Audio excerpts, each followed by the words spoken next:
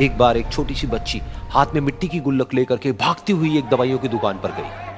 वो काफी देर तक वहां पर खड़ी रही, लेकिन दुकानदार का ध्यान उसकी तरफ नहीं गया क्योंकि और भी बहुत सारे लोग खड़े हुए थे। उसने दुकानदार को कई बार बुलाया, लेकिन वहां पर भीड़ इतनी थी कि दुकानदार का ध्यान उसकी तरफ गया ही नहीं। और फिर उस बच्ची को थोड़ा सा गुस्सा आया तो उसने अपनी मिट्टी की गुल्लक लेकर के वहीं काउंटर पर जोर से रख दी, जिसके बाद में जो दुकानदार था और जितने भी लोग खड़े थे वो सब उस बच्ची की तरफ देखने लग गए। और फिर उस दुकानदार ने उस बच्ची से पूछा, बेटे आपको क्या चाहिए? तो वो बड़े ही भोलेपन से बोली कि मुझे एक चमत्कार चाहिए। ये सुनकर के दुकानदार को कुछ समझ नहीं आया, ना ही वहां पर जो लोग थे उनको कुछ समझ में आया, और सब उसकी तरफ देखने लग गए।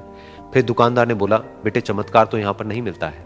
तो बच्ची को लगा कि वो उससे झूठ बोल रहा है, तो बच्ची ने कहा कि मेरी गुल्लक में बहुत पैसे हैं, आप बताओ आपको कितने पैसे चाहिए, लेकिन मैं आज यहां से चमत्कार लेकर के ही जाऊंगी। तो वहीं काउंटर पे एक और आदमी खड़ा था, उसने उस बच्ची से पूछा कि बेटे क्यों चाहिए तुमको चमत्कार? तब उस बच्ची ने अपनी कहानी बताई कि अभी कुछ दिन पहले मेरे भाई के सर में बहुत तेज दर्द हुआ, तो मेरे पापा मम्मी उसको हॉस्पिटल ले गए। उसके बाद कई दिन तक मेरा भाई घर नहीं आया। तो मैंने कई बार अपने पापा से पूछा, लेकिन उन्होंने मुझे कुछ नहीं बताया। उन्होंने बार बार यही कहा कि वो आ जाएगा, वो कल आ जाएगा, वो कल आ जाएगा, लेकिन वो आ ही नहीं रहा था।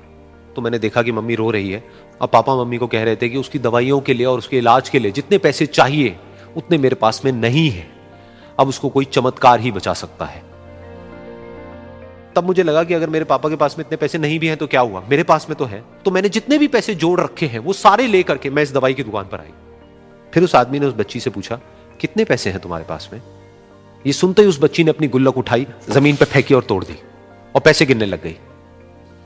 बाकी सब लोग खड़े होकर के उसको देख रहे थे।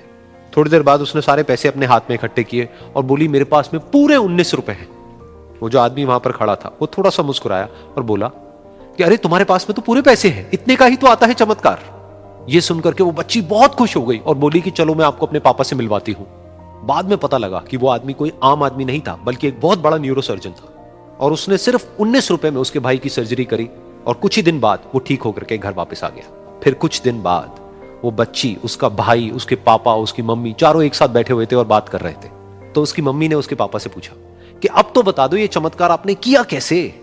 तो उन्होंने अपनी बेटी की तरफ देखा और बोले, ये चमत्कार मैंने नहीं, इसने किया है।